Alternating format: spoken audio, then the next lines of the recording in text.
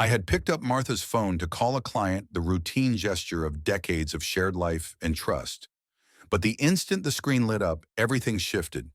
My thumb hesitated over the dial pad, and then a notification blinked sharp and cruel. Dylan, 7:32 p.m. He'll never find out. Documents almost ready. My heart stopped. My wife. My son-in-law. The words danced across the screen like sparks on dry kindling, igniting years of security into a roaring inferno. 37 years of marriage, trust, family burning in a single message. The charger cord lay on the floor, twisted and lifeless, like a snake in the gutter. My hands shook violently as I tore through drawers and pockets, desperate knowing that in 15 minutes the biggest deal of my career could slip through my fingers. My mind raced, every heartbeat deafening. Morris, what's wrong? Martha appeared, towel in hand, the ordinary domestic calm I'd always taken for granted. Phone's dead. I can't find the charger anywhere. I muttered, panic coating my voice. She didn't hesitate. Use mine, honey. Password's your birthday. Relief flooded me, a momentary reprieve in the chaos. After 37 years, Martha could still save the day. She kissed my cheek lightly and retreated to the kitchen, her steps purposeful, unaware of the storm building beside her. The phone warmed in my hand. Face recognition unlocked it instantly, and I froze as Johnson's number blinked on the screen. And then the notification again. My daughter's husband, Dylan, his name like a dagger in my chest. Curiosity warred with restraint. I should scroll past it, respect privacy, make the call. But I didn't. I tapped the thread. The conversation unfurled like a wound, jagged and raw. 3 days of scheming, every line a twist of the knife. Martha, Monday 3rd, 15 p.m. Are you sure about this? What if Morris suspects something? Dylan, Monday 3:18 p.m. Trust me, he won't see it coming. Martha, Monday 8:22 p.m. Timing has to be perfect after the Madison deal closes. Dylan, Tuesday 11:45 a.m. 60-40 split just like we discussed. You get the house retirement accounts. I get my fee plus the business assets through Ruby. Martha, Tuesday 13 p.m. Ruby doesn't know anything. Dylan, Tuesday, Titan, 15 p.m.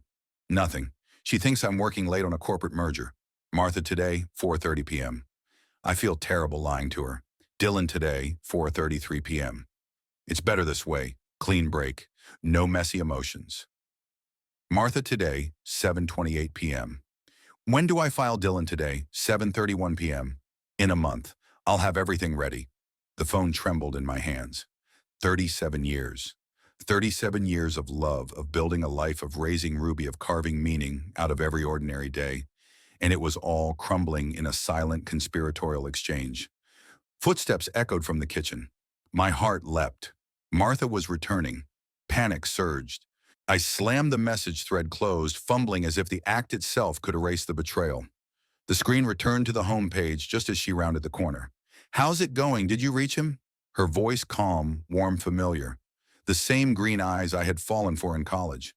The same smile that had comforted me after my father died.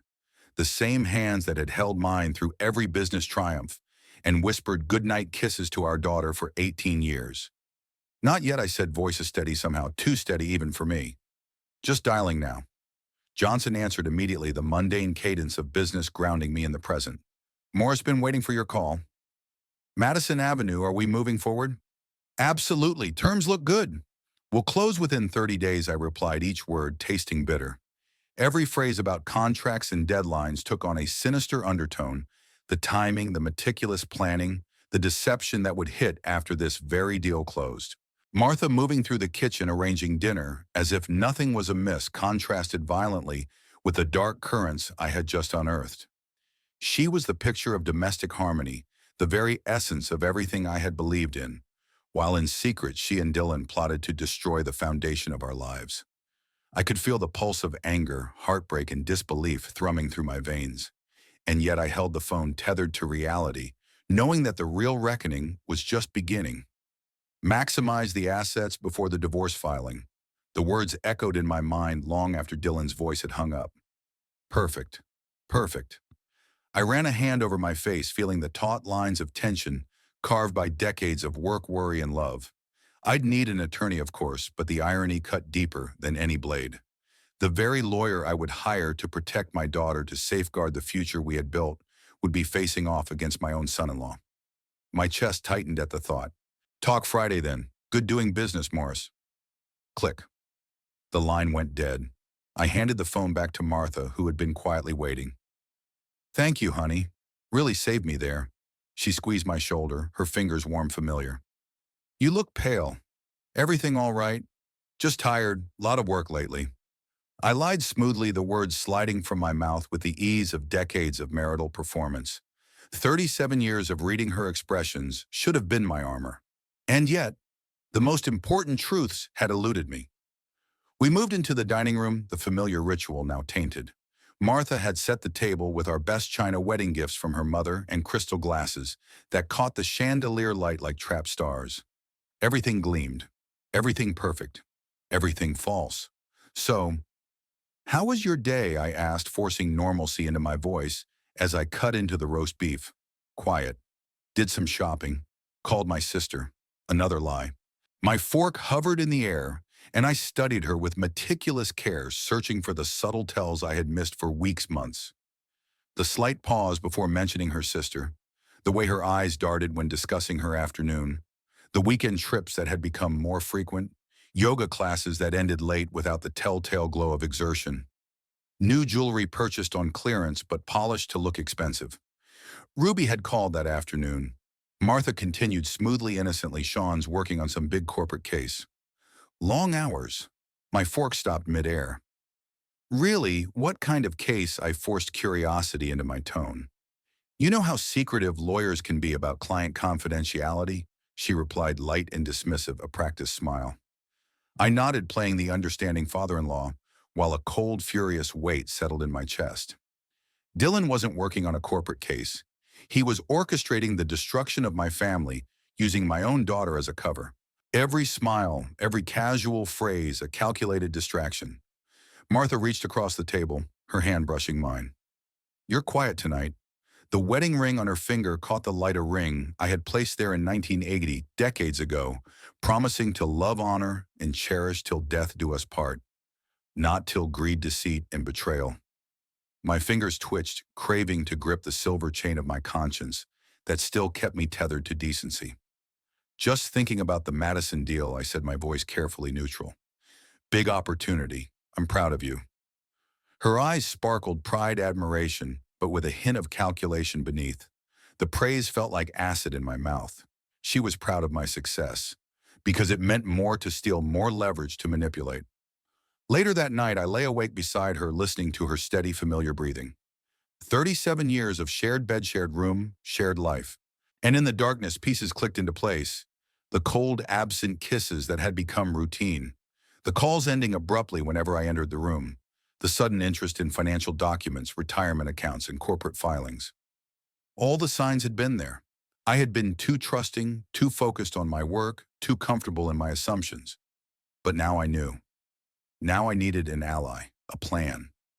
2 weeks of sleepless nights had crystallized my resolve. Every detail accounted for, every risk measured. Central Park Cafe.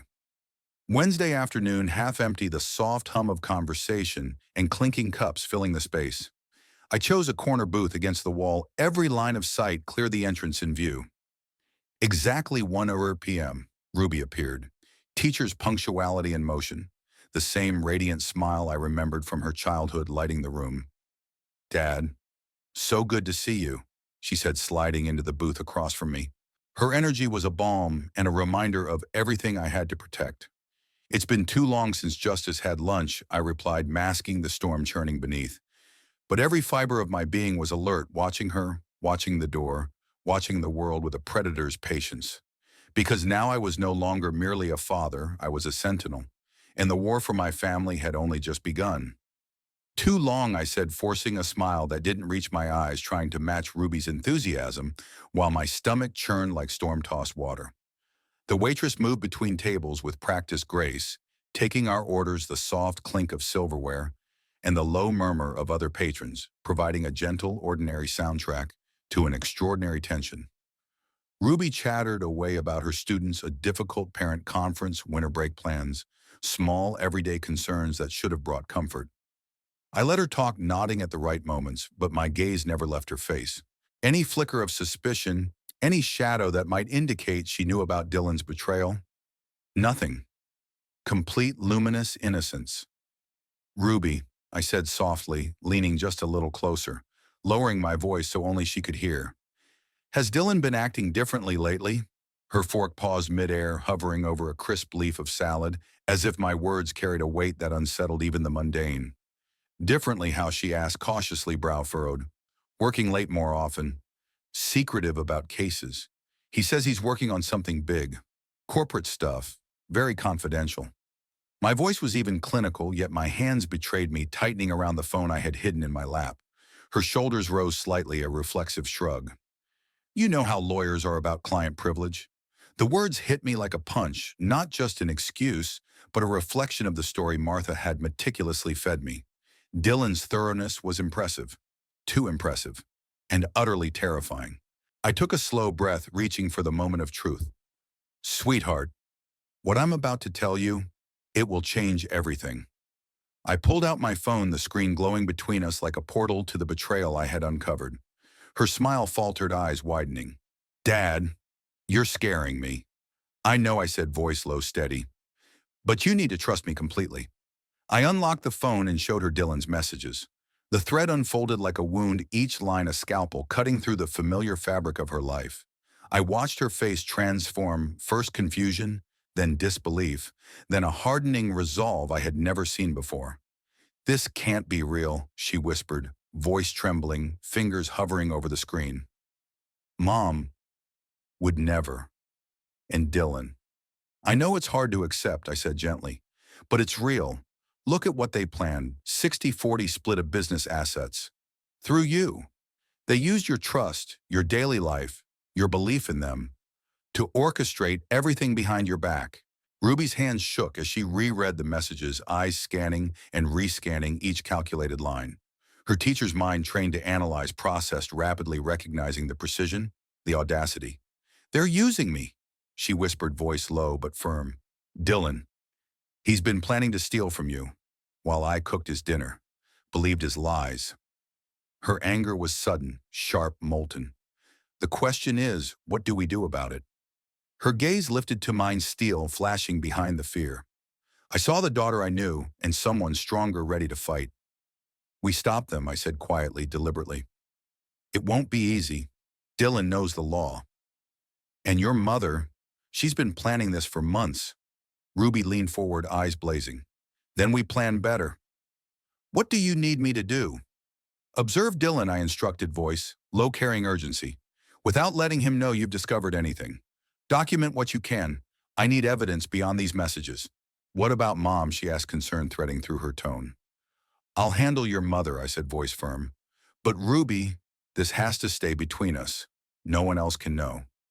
She nodded, jaw set, determination emanating from her, like heat from a forge. When do we start?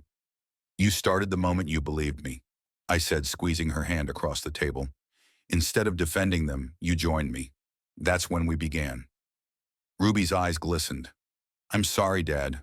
For what they're doing. For what, Dylan? Her voice caught. I married him because I thought he was honorable. You couldn't have known, I said. They fooled both of us. Not anymore. She straightened her shoulders, resolve settling over her like armor. What's our timeline?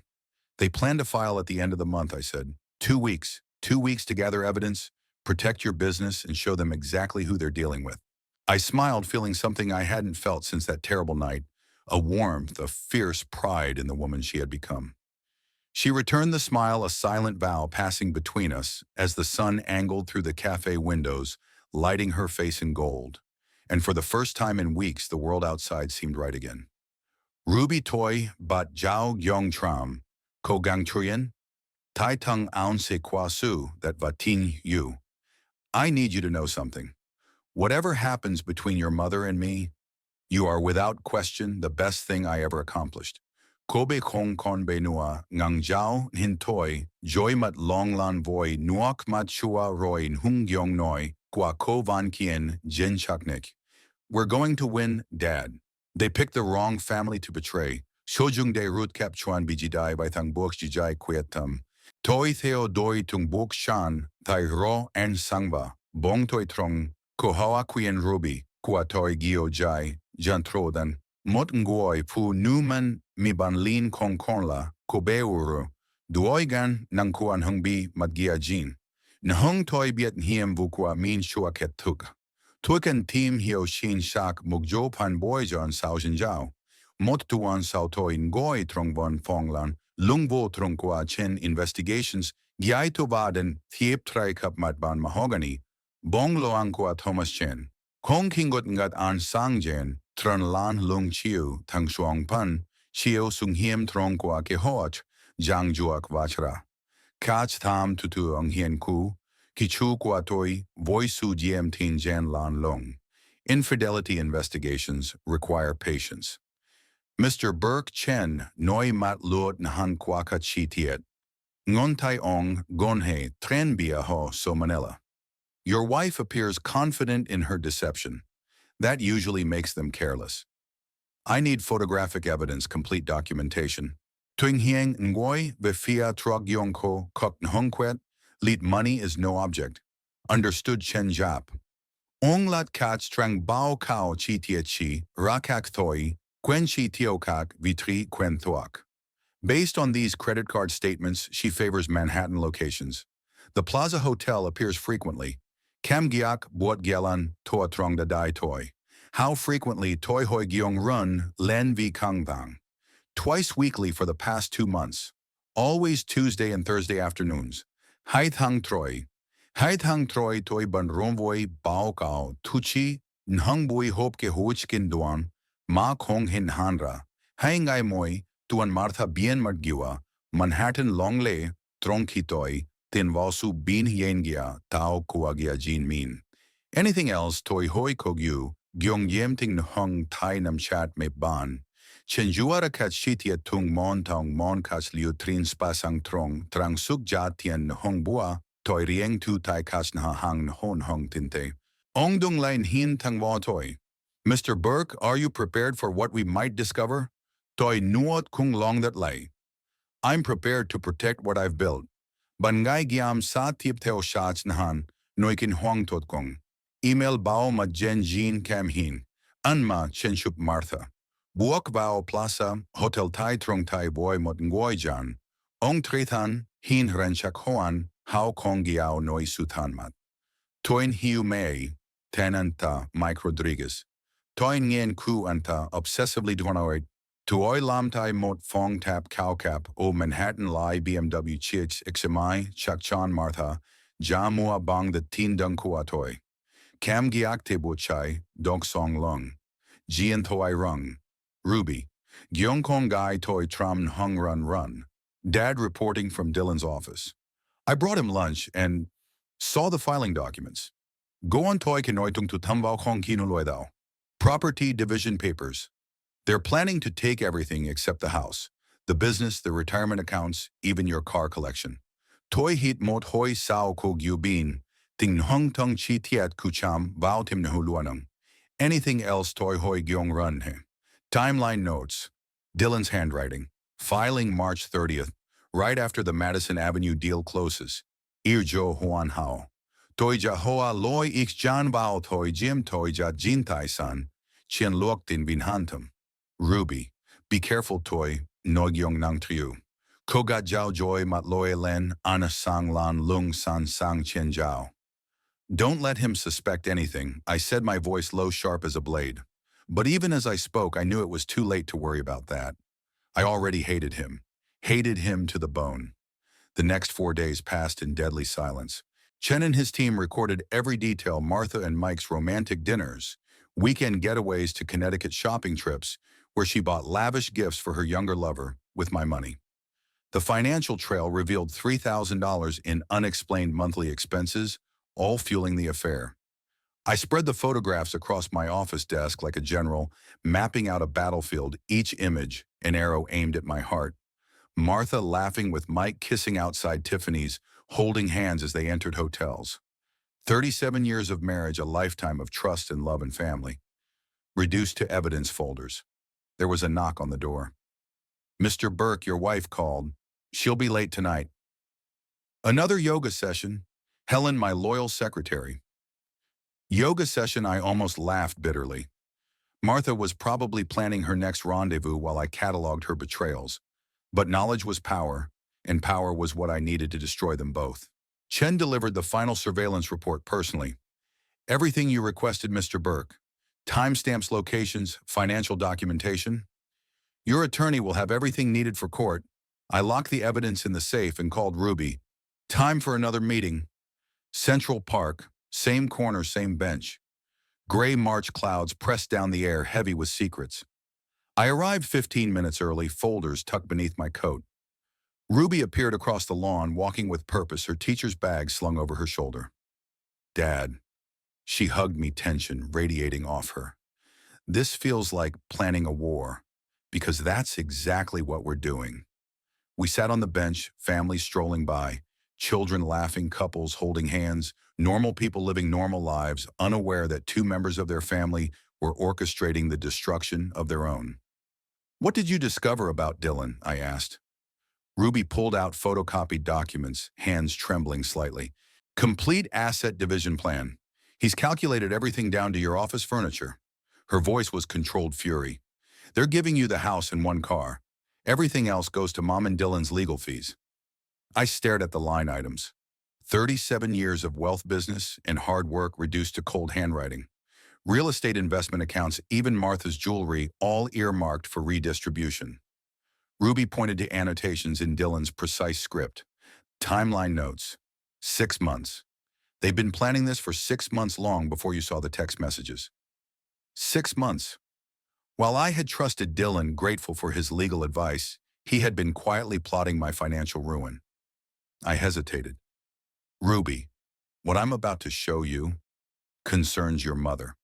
She squared her shoulders, resolute. "After seeing Dylan's betrayal, I can handle anything." I handed her Chen's surveillance photos. Her face shifted from shock to rage to steely resolve.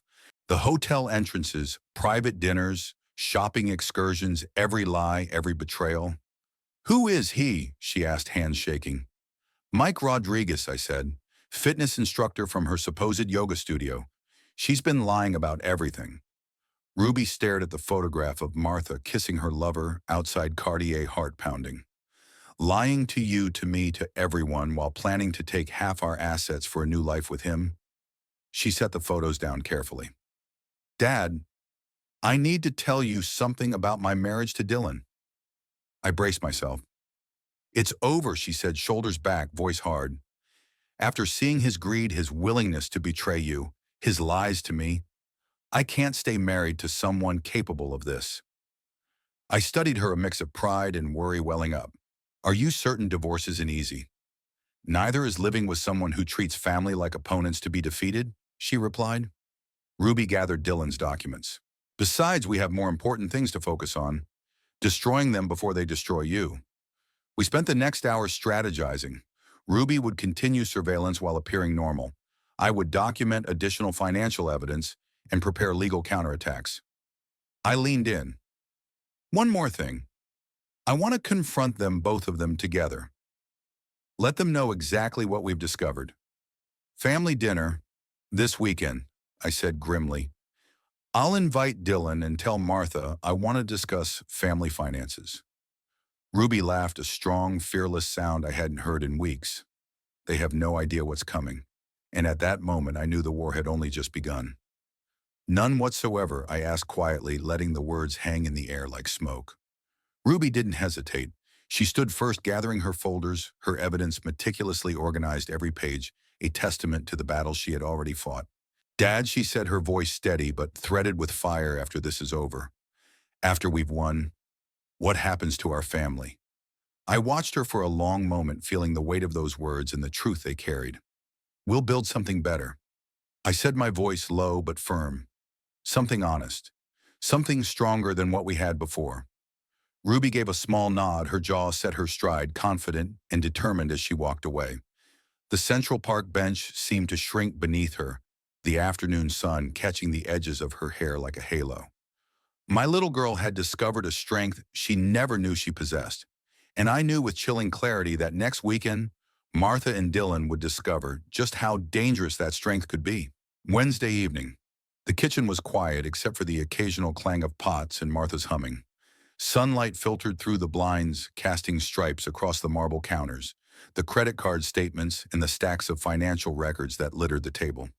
I sat there a general surveying the battlefield evidence spread before me.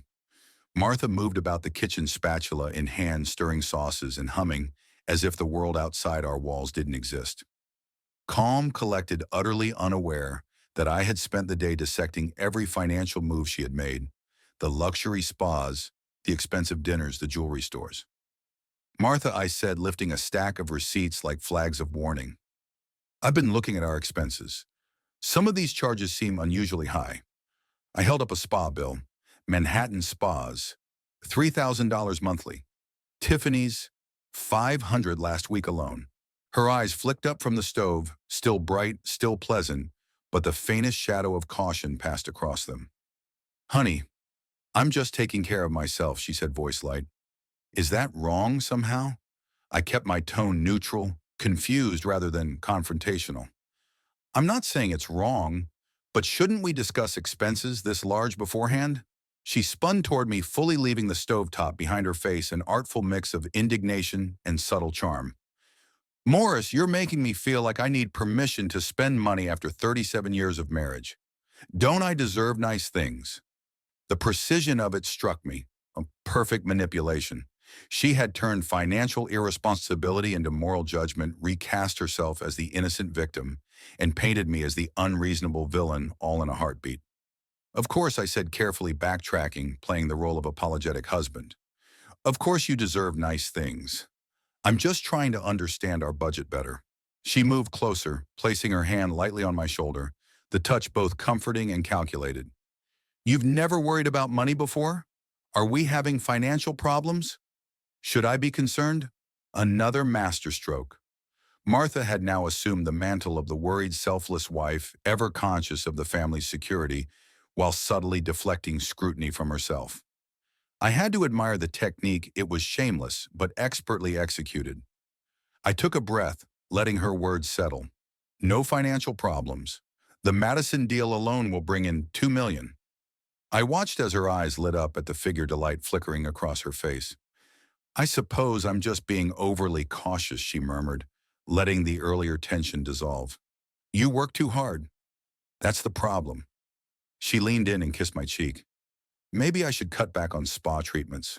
We could both use more time together. Brilliant. Sacrifice the small indulgences to avoid scrutiny while positioning herself as the devoted wife, selfless, considerate. The very picture of reason. I gathered the receipts, slowly pretending to accept her explanations. You're right, I said, letting my voice carry a note of tired resignation. After all these years, you've earned the right to pamper yourself. And in that moment, as Martha hummed and the kitchen lights shifted with the fading sun, I felt the full weight of what I was facing.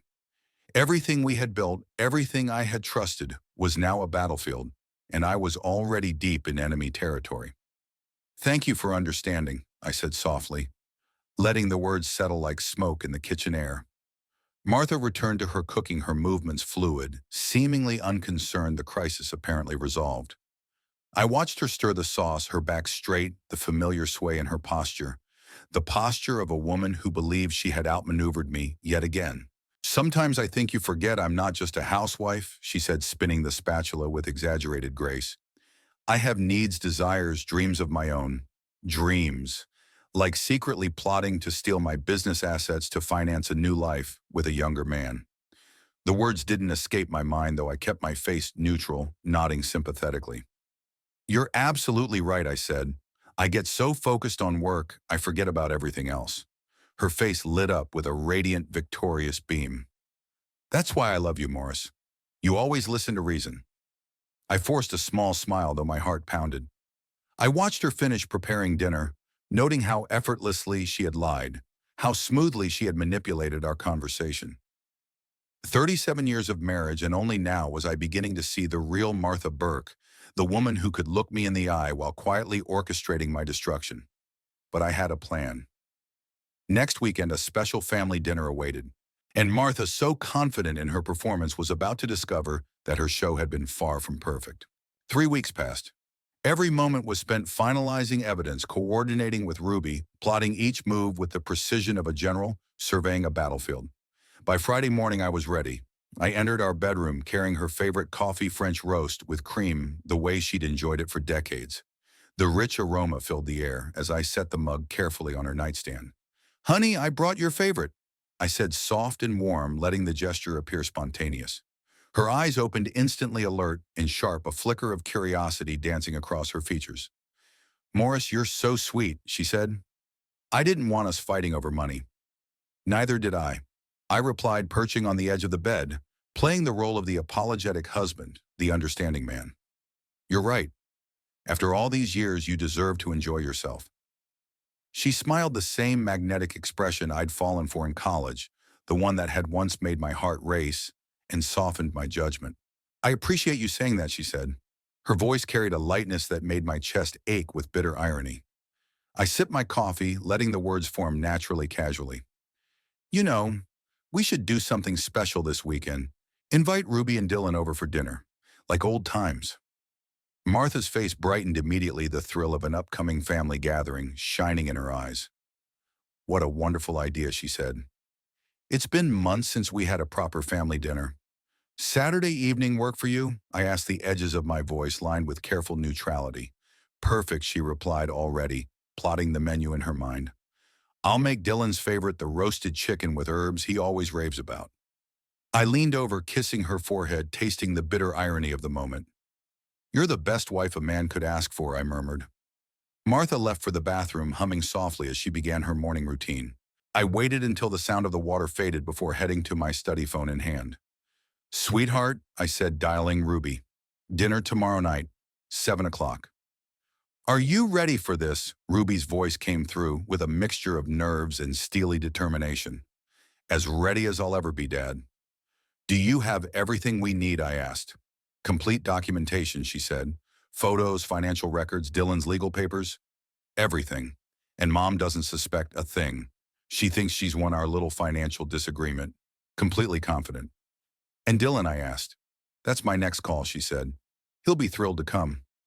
20 minutes later, I sat back in my chair and dialed my son-in-law's office number. The line clicked. "Dylan, good to hear your voice, son," I said, voice casual. "Morris, great timing. I was just thinking about calling you." "Oh, really?" I asked, letting the words sound innocent. "About what?" "Oh, just checking in. You seem more relaxed lately, less stressed about business matters." "Interesting observation," I said, letting the words drip with quiet amusement. Beneath the calm exterior, my mind raced plans, set evidence ready, and the trap waiting for the unwitting predators who believed they had already won. Dylan had noticed my improved mood since I began gathering evidence of his betrayal. "Martha's right," I mused quietly to myself, swirling the Cabernet in my glass. "I do work too hard sometimes." A sly part of me already anticipated the irony. The very men and women I was hosting tomorrow would never suspect the storm I had been quietly preparing. Speaking of which, I called. "How about joining us for dinner tomorrow?" I asked, keeping my voice warm and casual. "Martha's making your favorite chicken." "Sounds fantastic," Dylan replied, the ease in his tone betraying nothing. "Ruby and I would love to come." "Excellent. 7 o'clock. And Dylan," I added, letting a subtle edge creep in, "bring your appetite. Martha's planning something special. Wouldn't miss it." "Thanks for thinking of us," he said, and the line clicked dead. I leaned back in my leather chair, letting the tension in my shoulders melt into anticipation. My eyes swept over the evidence folders, locked in the desk drawer photographs of Martha's illicit affair, detailed financial records exposing her deception, and Dylan's own conspiracy papers, meticulously documented by Ruby. Tomorrow night, the family who had been so comfortable in their duplicity would finally understand the cost of betrayal. Saturday evening arrived with unseasonable warmth for April. The last rays of the sun filtered through flowering trees, dappling the kitchen floor with golden light. I moved with careful precision, arranging wine glasses, checking the silverware, making sure every detail projected the illusion of perfect domestic normalcy. Martha bustled about blissfully unaware of the tension simmering beneath the surface. Our wedding china gleamed crystal stemware, caught the light in dazzling glints, and the table was laid as though for a celebration. "Morris, does this look right?" Martha asked, adjusting the centerpiece. A bouquet of white roses from our garden, fragrant and pristine. "Absolutely perfect," I said, masking the tight coil of anticipation in my chest. I uncorked a bottle of our finest Cabernet, letting the rich aroma fill the room. "This calls for a celebration," I murmured under my breath.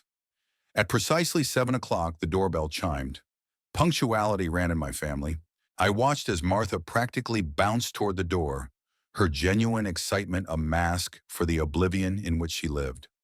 Ruby glided in first, her teacher's poise intact, and Dylan followed, exuding confidence, completely unaware of the trap being set around him. "Something smells incredible," Dylan said, loosening his tie. "Martha, you've outdone yourself again. Just your favorite chicken with those herbs you love." Martha's face lit up, the pride and relief in her expression, almost touching a hint of triumph. "Come, let's sit," I said smoothly, guiding them toward the dining table. I poured wine, letting it glint like dark rubies in the warm light, the room filled with a false intimacy that made every laugh, every clink of crystal, a dagger poised above deception.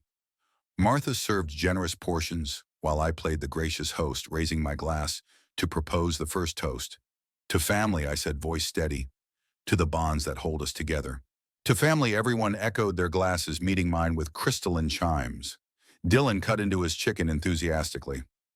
"Martha, this is restaurant quality. You should start a catering business." "Oh, you flatter me too much," she said, beaming. "No, I'm serious. You have real talent for hospitality," I added smoothly, letting my words reinforce the illusion of a perfect evening. Ruby smiled at her mother, then subtly caught my eye across the table. The slightest nod told me she was ready. I shifted the conversation seamlessly, casual yet calculated. "So Dylan, how are things at the firm?" I asked, voice warm and conversational, masking the tension coiled beneath my words. "Many interesting cases lately," he replied, sipping his wine completely at ease. "Busy season, definitely. Lots of family law work coming in." He paused, lowering his voice slightly. "People getting divorced, asset divisions, that sort of thing." A thin smile tugged at my lips. Tomorrow night, Dylan wouldn't just be discussing divorces, he would be living one. "Must be challenging work," I said, lightly circling the table with the wine decanter, the warm glow from the chandelier catching the edges of my cuffs. "All those emotional situations. I imagine you learn to stay objective." My eyes flicked subtly to Dylan, gauging the man who thought he'd already won. "Focus on the legal aspects rather than the personal drama." Martha nodded, a practiced smile plastered across her face. "Dylan's so professional." "Always puts clients first," she said approvingly, her tone filled with admiration. Admiration she had once saved for me. "Family comes first for me," Dylan corrected, reaching across the table to squeeze Ruby's hand. "Everything I do is about building our future together." Ruby's smile remained perfectly in place, a model of polite, daughterly composure, though I noticed her grip tighten slightly around her wineglass. A small gesture, almost imperceptible, but telling. "More wine, anyone?" I asked, moving slowly around the table, refilling glasses, with the precision of a surgeon handling delicate instruments. "We're celebrating tonight. No reason to hold back." Martha's brow furrowed ever so slightly. "What exactly are we celebrating?" she asked, her voice betraying the faintest quiver of unease. "Family loyalty," I said, sliding back into my chair with deliberate calm. "Trust. The things that really matter in life." Dylan raised his glass again. "To loyalty and trust," he said, the words rolling off his tongue as if rehearsed. We drank. The liquid touched our lips, warm and red, a symbol of the perfunctory bond we were all meant to celebrate. I excused myself from the table with a polite nod. "I'll get dessert ready," I said, my tone casual, practiced. But instead of heading to the kitchen, I slipped into my study. The leather chair groaned softly as I opened my desk drawer. 5 manila envelopes lay neatly stacked, each labeled and organized, each containing the full documentation of betrayal. Photographs, legal papers, financial projections, surveillance reports, all meticulously collected over weeks of painstaking preparation. The real dessert, I thought grimly. I returned to the dining room carrying the envelopes instead of plates, placing one in front of each person and keeping two for myself. Martha looked up, her spoon frozen midair. "What's this, Morris?" The note of uncertainty in her voice was the first I'd heard in months. "Where's dessert?" Dylan asked, brows furrowed, frowning at the thick envelope. "I've prepared something more interesting than dessert," I said, standing, deliberately positioning myself so I could see every reaction read, every micro-expression. Evidence. Dylan's voice wavered, disbelief creeping in. Evidence of what Martha demanded, the first edge of panic sharpening her tone. "Your conspiracy," I said slowly, savoring the moment to steal my business assets and destroy our family. I opened Martha's folder first, spreading surveillance photographs across the polished dining table like a dealer revealing a winning hand. Photos of Martha and Mike entering the Plaza Hotel, dining intimately at romantic restaurants, shopping excursions where she lavished him with expensive gifts, all captured in brutal clarity. Martha's face went pale, the first true display of fear I'd seen in decades. "Where did you get these?" she whispered. "Professional investigators," I said evenly, letting the weight of my words sink in. "Very thorough ones." I turned slowly toward Dylan.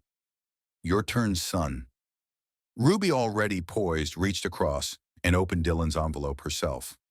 Legal documents, photocopied asset division plans, timeline schedules, financial projections, showing his expected take from the conspiracy, everything laid bare.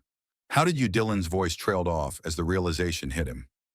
"Ruby photographed these during her visit to your office last month," I said calmly, letting her courage and precision shine.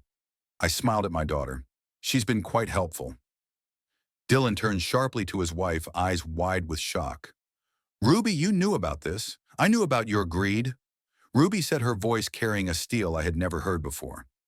"Your willingness to betray my father while pretending to love our family." Dylan's face twisted, struggling to speak. "You don't understand the legal complexities. I understand perfectly." Ruby interrupted, her voice cold and unwavering. "You've been planning to steal everything he's worked for while lying to my face every single day." The room was silent, the only sounds the faint clink of crystal glasses and the distant hum of the city outside. For the first time, Martha and Dylan realized the world they had manipulated was about to collapse around them, and the architect of their reckoning sat calmly across from them, the embodiment of decades of trust turned into lethal precision. Martha's eyes darted across the dining table, scanning the affair photographs with a mounting panic that made her usually composed features twitch. Her fingers trembled as they hovered over the glossy prints, almost as if touching them could erase the truth. "Morris, I can explain about Mike," she whispered, voice tight with desperation, the elegant mask of calm she always wore now completely shattered. "No need for explanations," I said, my tone icy deliberate. I opened the second folder, letting it land with a thud that made her flinch. Inside were the financial documents, every charge meticulously cataloged: $3,000 monthly financing, your affair hotel bills, candlelit dinners, restaurant charges, gifts, lavish enough to make any onlooker gasp. All funded by my decades of work, sweat, and trust. "It's not what it looks like," she stammered, her voice cracking. "It's exactly what it looks like," I said, letting the weight of each word settle between us like falling snow. "A conspiracy between my wife and my son-in-law to destroy my life, to steal my assets." Ruby stood abruptly, her chair scraping against the hardwood floor. Her face was pale, her jaw tight, her eyes blazing with a fury I had never seen from my normally gentle, composed daughter. "How could you do this?" she demanded, voice trembling with rage. "I trusted you completely, Ruby, please. If you just..." Dylan started reaching for her hand. I saw the moment she realized words couldn't bridge the chasm he had carved between us. She laughed, bitter and cutting. "Listen to more lies. I've heard enough lies to last a lifetime." Dylan's hand froze midair as she slapped him. The sound rang through the dining room like a gunshot echoing off the chandelier and crystal. "Don't you dare speak about love while plotting to rob my father." Ruby grabbed her purse and stormed for the door. Dylan stumbled after her, calling her name Panic, replacing the confidence he had worn so effortlessly. The front door slammed behind her with finality, cutting off his pleas. Outside engines roared to life in the driveway, the suburban calm shattered by the chaos inside. Martha and I were left alone, the remnants of our supposed celebration strewn across the dining table. Wine glasses overturned, roses wilted under the weight of betrayal. Photographs spread like evidence at a crime scene. "Morris," she whispered, voice trembling, desperate. "What happens now?" I began gathering the evidence folders with methodical precision, stacking them like building blocks of accountability. "Now," I said evenly, my voice a low rumble. "You discover what happens when you betray someone who actually knows how to plan ahead." Her hands trembled as they hovered over the photos, finally retreating from even touching the wine glass beside her. "Morris, I can explain everything. This isn't what you think it is," she pleaded, her voice cracking, fragile as glass. I moved toward the window, creating distance between us. Outside, the street remained normal. Warm lights glowed from neighboring houses. Families laughed quietly in their yards, oblivious to the storm inside my home. "Martha, I've seen enough," I said quietly but firmly. "Photographs don't lie. But I love you," she said, reaching toward me, desperation twisting her features.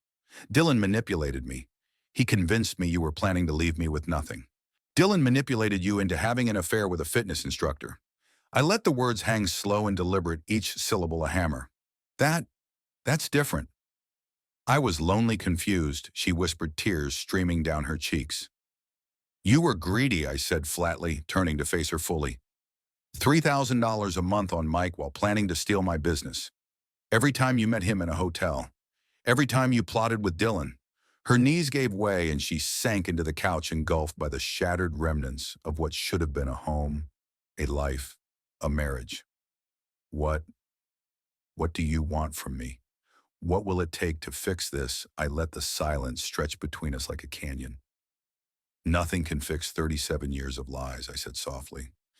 "Not all lies are the same. Some I believed, some I hoped could be redeemed, but not enough. Not enough to stay faithful, not enough to protect what we built together." She picked up one of the surveillance photographs, the image of her laughing with Mike outside Cartier, staring back at her. The vibrant joy in that frozen moment was a dagger to our shared past, a testament to her betrayal. The weight of it pressed down, suffocating, undeniable. I stood over her, calm, resolute, the remnants of our marriage sprawled across the table like the aftermath of a battlefield. Once I said quietly, "I loved you." Once. The word hung in the air, heavy, final. Not enough to save what we had. Not enough to undo the choices she had made.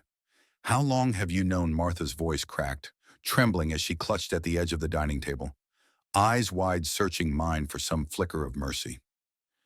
"Since February," I said evenly, every word measured, deliberate. "Every hotel visit, every extravagant lunch, every lie about yoga classes." Her hand fell to her lap. Why? Why didn't you confront me?" Then I continued, methodically stacking the folders one by one, arranging the evidence like a seasoned prosecutor preparing for the trial of a lifetime, because I needed to understand the full scope of your betrayal, Dylan's involvement, the legal conspiracy, everything. My eyes swept the remnants of our marriage spread across the table. Each photograph, each receipt, each document, a strike against the illusion we'd shared for decades. What happens now? Her voice was fragile, nearly broken, but still laced with the pleading edge of denial. "Tomorrow," I said, my tone cold and final. "I'm filing for divorce. My attorney has everything prepared." Her face crumpled, her composure shredded.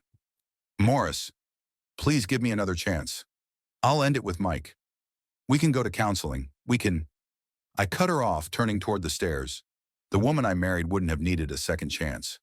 People make mistakes. This was no mistake. My hand rested on the banister, still steady. This was a calculated plan to destroy my life and steal everything I've worked for. At the doorway, I paused. The finality of my words lingered like smoke. "You should call a lawyer, Martha.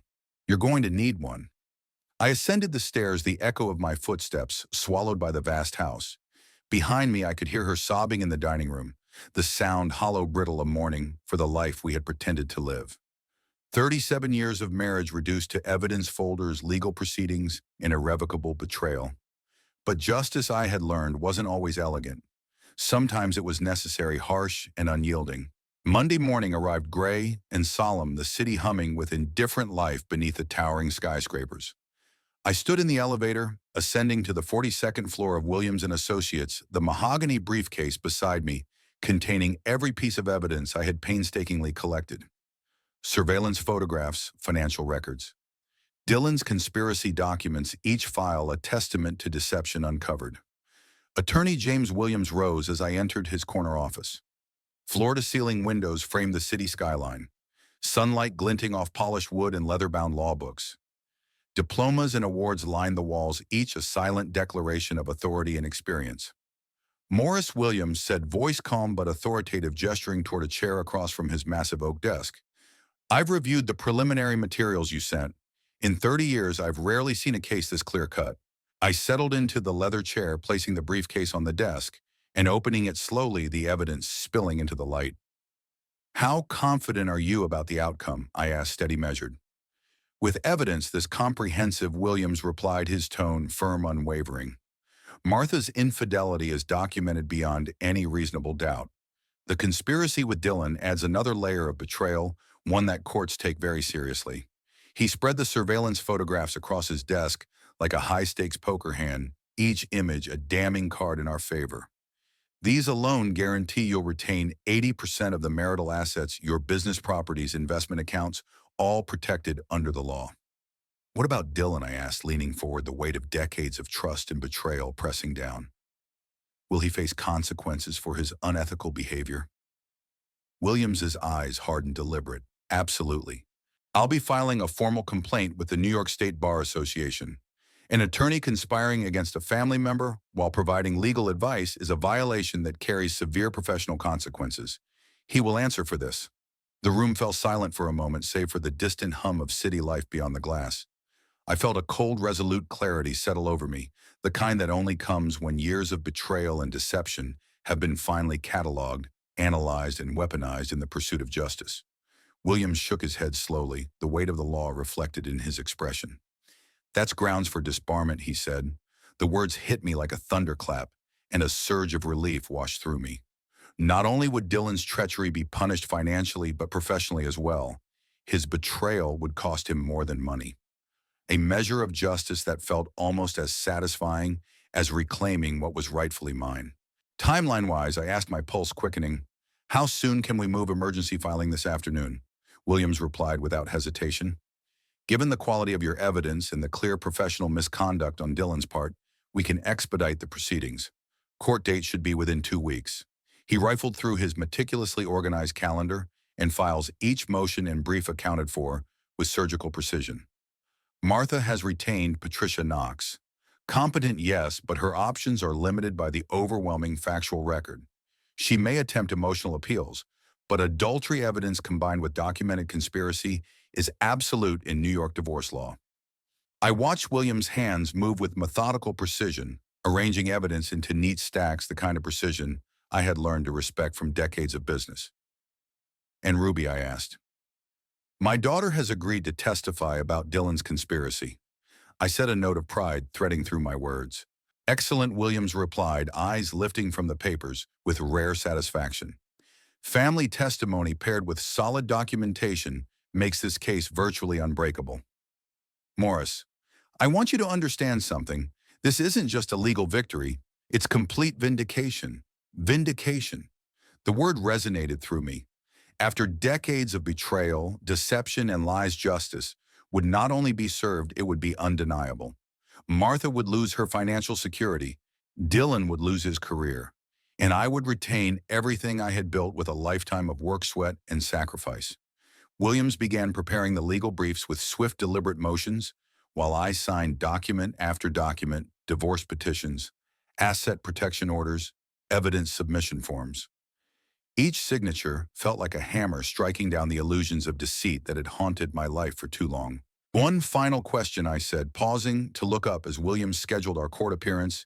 Any chance Martha could somehow reverse this outcome? Williams' professional confidence radiated through the office. With evidence this overwhelming, impossible, justice has already been decided. We are merely making it official. I left the office carrying the briefcase now filled not with raw evidence, but with the instruments of justice. The city around me buzzed indifferently, unaware that one family's betrayal was about to be resolved, their lies about to be confronted in full, unflinching clarity. 2 weeks later, I entered the marble-floored New York family court building with Williams at my side. The air smelled faintly of polished stone and old paper, a scent that somehow matched the solemnity of the moment. Across the lobby, Martha stood with her attorney, Patricia Knox, looking smaller, somehow diminished by the weight of her exposed betrayals. Courtroom 314, Williams murmured, guiding me toward the elevators. Judge Thompson presides. Fair, methodical, unimpressed by emotional theatrics. Ruby waited in the gallery, a beacon of steadfast loyalty. Her smile, quiet but filled with resolve, steadied me. She had chosen her father's side, decisively unwavering, even in the face of family destruction. The bailiff called the case of Burke versus Burke, petition for divorce with asset division. As we filed into the courtroom, the gravity of decades-long deceit, meticulous planning, and unyielding determination coalesced into one cinematic moment, the culmination of a lifetime of betrayal exposed, and the reckoning finally begun. Judge Thompson, a stern woman in her 60s, sat behind the elevated bench, her sharp eyes scanning the case file with professional detachment. The courtroom was quiet, every creak of a chair and rustle of paper amplified in the tense silence. "Counselors, please present your opening statements," she commanded, her voice crisp, unwavering. Williams rose with quiet authority, the embodiment of confidence. "Your Honor," he began, voice calm but piercing, "we present irrefutable documentation of adultery and conspiracy. The defendant engaged in a prolonged extramarital affair while plotting in concert with counsel to defraud the plaintiff of his marital assets. This case is about deliberate, calculated betrayal." Patricia Knox, Martha's attorney, attempted to temper the narrative, her voice smooth but strained. "Your Honor, this case involves complex emotional factors. My client seeks fair division of assets, taking into account 37 years of marriage." Judge Thompson's gaze remained unflinching. "Proceed with evidence presentation." Williams activated the courtroom monitors. Photographs appeared, Martha entering upscale hotels with Mike Rodriguez, intimate dinners at exclusive restaurants, shopping excursions that showed her purchasing lavish gifts for her lover. Each image landed in the silent courtroom like the strike of a gavel, impossible to ignore. Financial documentation corroborates these actions. Williams continued clicking to spreadsheets and credit card statements.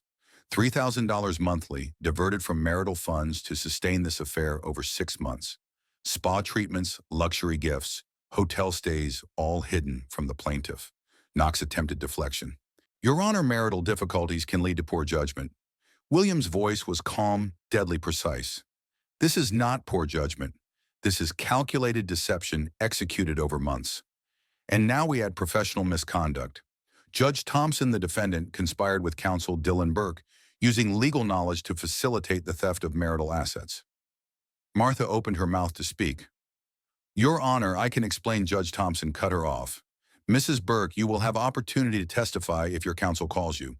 But at this stage, your explanation does not override factual evidence."